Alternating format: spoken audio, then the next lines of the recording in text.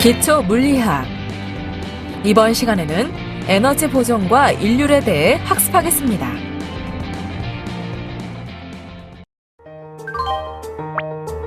에너지가 경계를 넘을 수 있느냐 없느냐에 따라 계는 두 종류로 나뉩니다. 비고립계에서는 에너지가 계의 경계를 넘을 수 있고, 고립계에서는 에너지가 계의 경계를 넘을 수 없습니다. 두 계의 또 다른 차이점은 비고립계는 계의 경계를 넘을 수 있기 때문에 비고립계의 전체 에너지는 변할 수 있는 반면 고립계의 전체 에너지는 일정한 것입니다. 이러한 비고립계와 고립계가 나타나는 물리적인 상황은 운동과 관련된 운동 에너지, 배열과 관련된 위치 에너지, 온도와 관련된 내부 에너지를 사용하여 분석해 볼 수 있는데요. 그리고 이 에너지 변화의 상황 분석을 통하여 보존력과 비보존력, 에너지 보존이라는 매우 중요한 법칙을 얻을 수 있습니다. 그럼 지금부터 운동, 위치, 내부 에너지를 통해 보존력과 비보존력을 살펴보고 아울러 에너지 보존과 일률에 대해서도 알아보도록 하겠습니다. 여러분 안녕하세요. 여러분과 함께 기초 물리학을 학습할 김대중입니다. 이번 시간의 학습 내용은 보존력과 비보존력, 에너지 보존, 그리고 일률입니다. 여러분은 이번 학습을 마치고 나면 보존력과 비보존력을 설명할 수 있고 에너지 보존을 설명할 수 있게 될 것입니다. 그리고 에너지와 일, 그리고 일률 사이의 관계에 대해서도 설명할 수 있을 것입니다. 그럼 지금부터 학습을 시작하도록 하겠습니다. 보존력과 비보존력.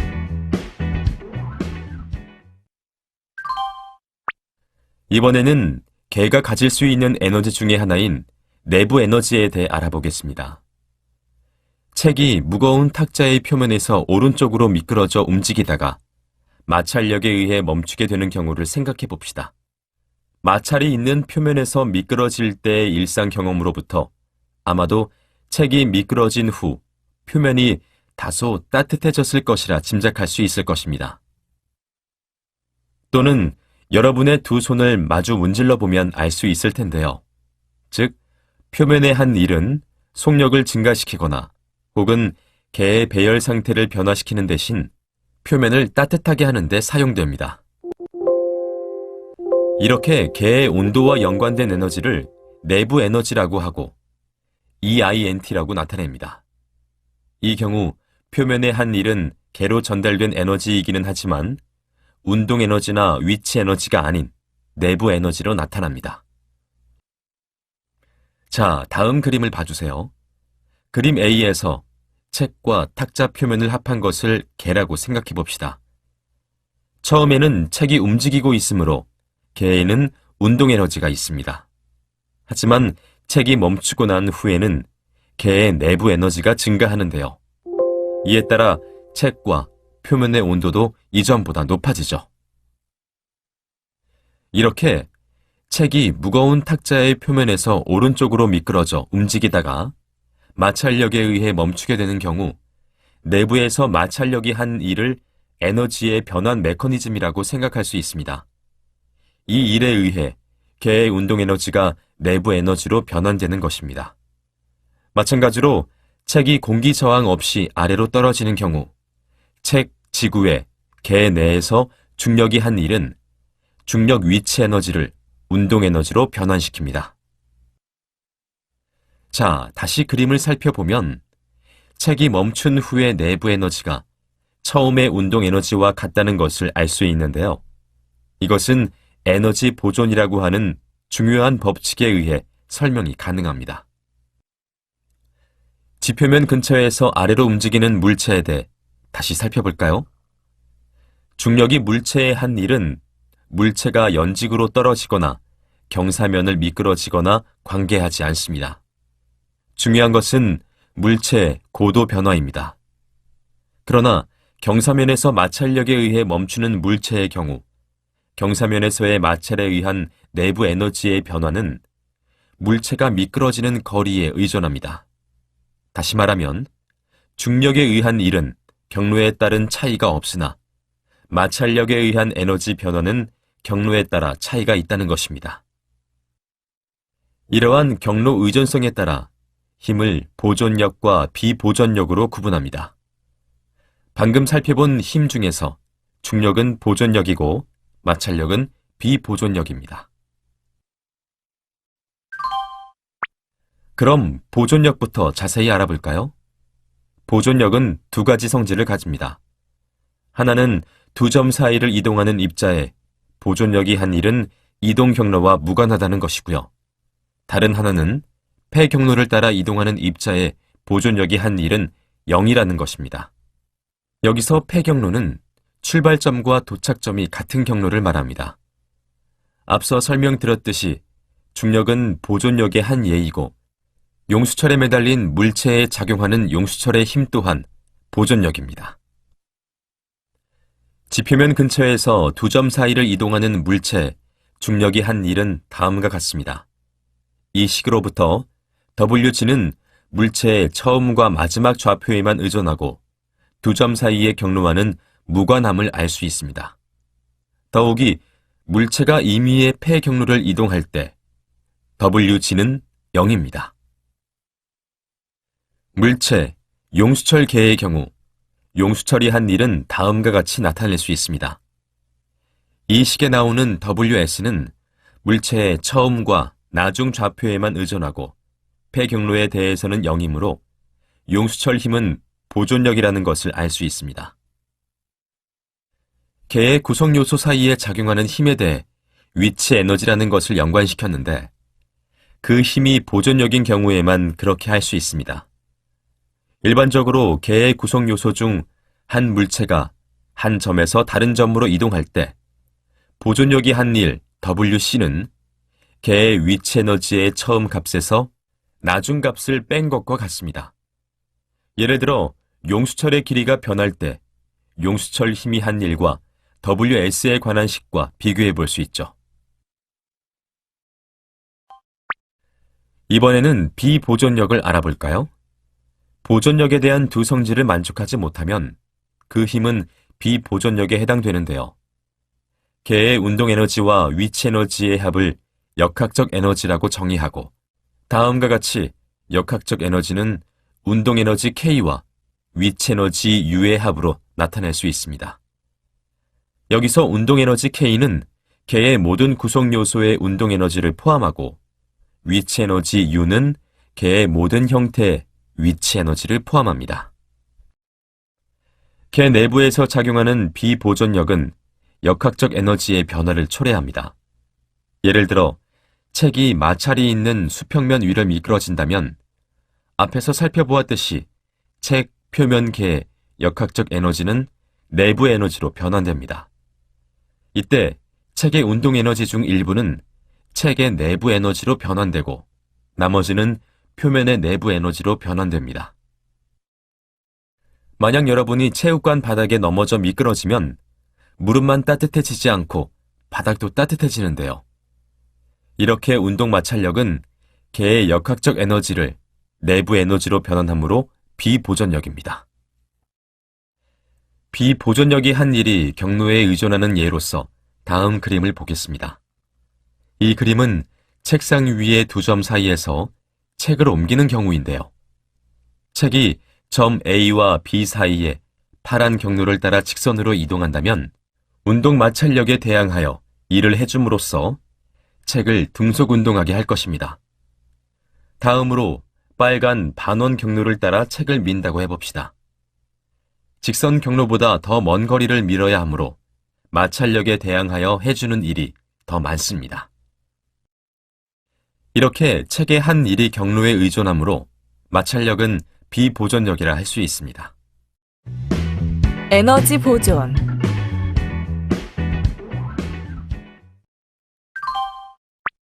입자로 모형화한 물체에 여러 힘이 작용할 때 입자의 운동 에너지가 변화합니다. 이러한 간단한 상황이 비고립계 모형의 첫 번째 예인데요. 이 예에서 개와 환경이 서로 작용하는 시간 동안 에너지는 개의 경계를 넘는 것을 알 수 있습니다. 많은 물리 문제들이 공통적으로 이 단순한 경우로 묘사되는데요. 개가 환경과 어떠한 작용도 하지 않을 때는 그 개는 고립되어 있는 것입니다.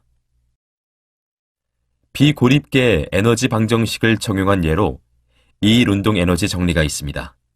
이 정리의 경우에서는 개에 대한 환경의 작용은 외력이 한 일이고 이에 따라 개 내부에 변화되는 양은 운동 에너지가 됩니다. 그럼 개의 내부 또는 외부로 에너지를 전달하는 방법들에 대해 살펴보겠습니다. 먼저 일은 작용점의 변이를 동반하면서 개의 힘을 작용하여 개의 에너지를 전달하는 방법입니다. 두 번째 방법은 역학적인 파동으로서 요동을 공기나 다른 매질을 통해 전파하여 에너지를 전달하는 방법입니다. 역학적인 파동의 예로는 음파와 지진파, 해양파 등이 있는데요. 음파의 경우 라디오 스피커를 통해 나온 소리가 공기를 통해 여러분의 귀로 에너지를 전달하는 것이죠. 다음으로 세 번째 방법인 열은 온도 차이가 있는 두 개의 서로 다른 공간 영역을 접촉시켜 에너지를 전달하는 방법으로 흔히 열 전도라 합니다. 예를 들어 커피를 담은 컵에 넣은 금속 티스푼의 손잡이가 점점 뜨거워지는데 이는 티스푼에 잠겨있는 부분에서 빠르게 움직이고 있는 전자와 원자가 손잡이와 가까운 이웃에 느린 전자와 원자가 상호작용하기 때문입니다. 이 과정에 의하여 이웃의 느린 전자와 원자가 빨라지게 되고 이들은 인근의 또 다른 보다 느린 그룹과 상호작용합니다. 이러한 연속적인 과정에 의한 에너지 전달을 통하여 티스푼 손잡이의 내부 에너지가 증가하게 됩니다. 네 번째는 물질 전달입니다. 이는 물질을 물리적으로 개의 경계를 넘게 하여 물체와 함께 직접적으로 에너지를 전달하는 방법으로서 가솔린을 자동차 연료통에 주입하는 것과 벽난로로부터 뜨거운 공기를 실내에 순환시키는 대류 현상을 예로 들 수 있습니다. 다섯 번째는 전기 송전으로 전류를 매개로 하여 에너지를 전달하는 방법입니다. 예를 들어 헤어 드라이어, 오디오 시스템 또는 여러 다른 전기용품에 에너지를 전달하는 방식이라 할 수 있습니다. 마지막으로 전자기 복사는 빛과 마이크로파 그리고 라디오파와 같은 전자기파를 매개로 하여 에너지를 전달하는 방법입니다.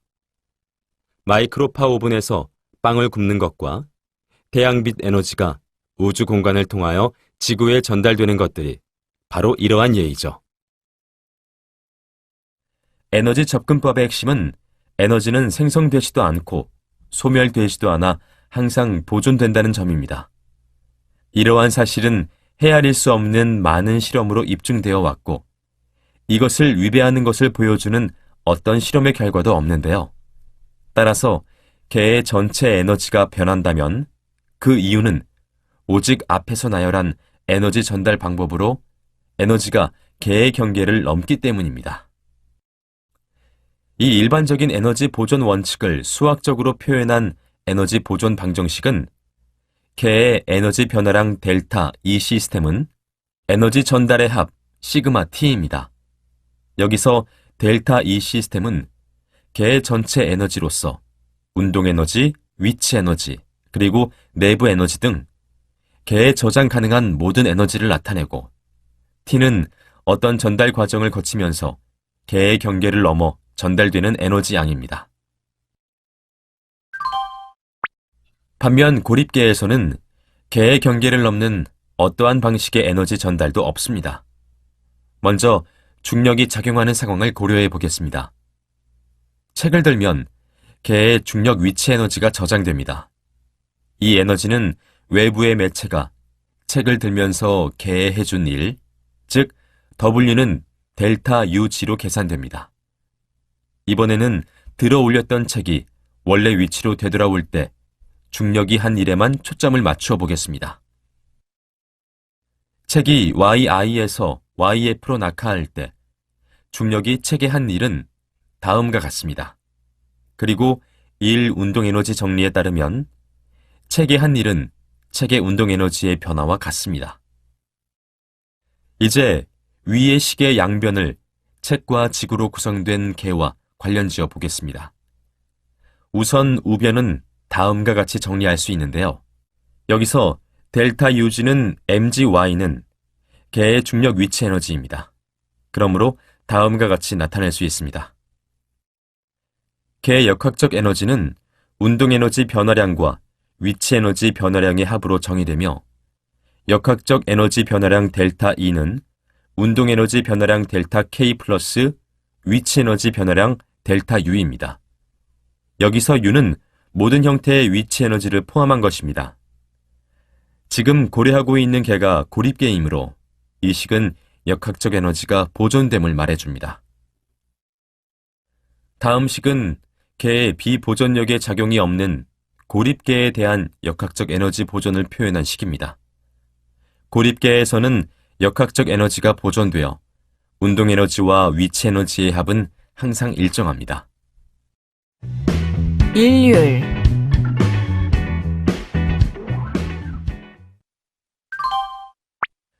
다음은 일률에 대해 알아보겠습니다. 경사면을 이용하여 트럭 안으로 냉장고를 올리는 상황을 생각해 봅시다. 경사면의 길이에 상관없이 하는 일은 똑같다는 것을 무시하고 작업자가 완만히 올릴 수 있는 긴 경사면을 설치하는 것으로 가정해 보겠습니다. 길이가 짧은 경사면을 사용한 다른 작업자와 같은 양의 일을 함에도 불구하고 냉장고를 더 먼 거리로 이동시켜야 하기 때문에 일을 하는 시간이 더 걸립니다. 두 경사면에서 한 일의 양은 같지만 작업을 하는데 무엇인가 다른 것이 있는데요. 네, 맞습니다. 그것은 바로 일을 하는 동안에 걸린 소요 시간입니다. 에너지 전달의 시간에 대한 비율을 순간 일률, 즉 P라 하고 다음과 같이 dt분의 de 또는 dt분의 dw로 나타낼 수 있습니다. 여기서 일에 의한 에너지 전달뿐만 아니라 에너지 전달 수단들에 대해서도 일률의 정의를 똑같이 적용할 수 있다는 것을 기억해 주세요. 그럼 외력이 물체에 작용하고 물체를 입자로 가정해 봅시다. 이때 힘이 작용하는 요소 시간 델타 t 동안에 물체의 한 일을 와트라고 한다면 이 소요 시간 동안의 평균 일률은 다음과 같이 델타 t분의 델타 w로 정의합니다. 여기서 일률의 SI 단위 와트는 초당 줄이고 제임스 와트의 업적을 기리기 위하여 와트라고 합니다. 또 에너지의 단위를 일률의 단위로 표시할 수도 있습니다. 예를 들어 1kWh는 1kW가 1000J/S인 일정한 일률로 1시간 동안 전달된 에너지 양으로 1입니다. kWh는 일률의 단위가 아닌 에너지 단위인데요. 즉, 가정에서 전기료를 지불할 때 송전선을 통해 주어진 기간 동안 가정으로 공급된 에너지를 구매한 것이라 할 수 있으며 때문에 이 에너지는 청구된 고지서에서 킬로와트/시 단위로 표시되어 있는 것입니다. 지금까지 학습한 내용을 퀴즈를 통해 확인해 보겠습니다. 시작 버튼을 클릭하세요.